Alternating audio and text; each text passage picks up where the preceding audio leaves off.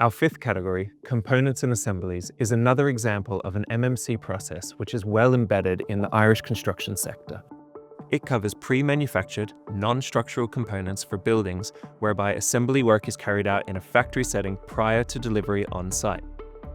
This category is extensive and includes both 2D and 3D assemblies such as bathroom pods, facades, wall and roof systems, and M&E assemblies. It is employed mostly within repeatable areas of a build: kitchens, bathrooms, utility cupboards, etc., where space is at a premium and variation is kept as low as possible.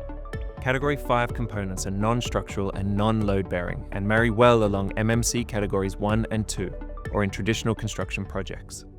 Bathroom pods, for example, are effectively mini volumetric units.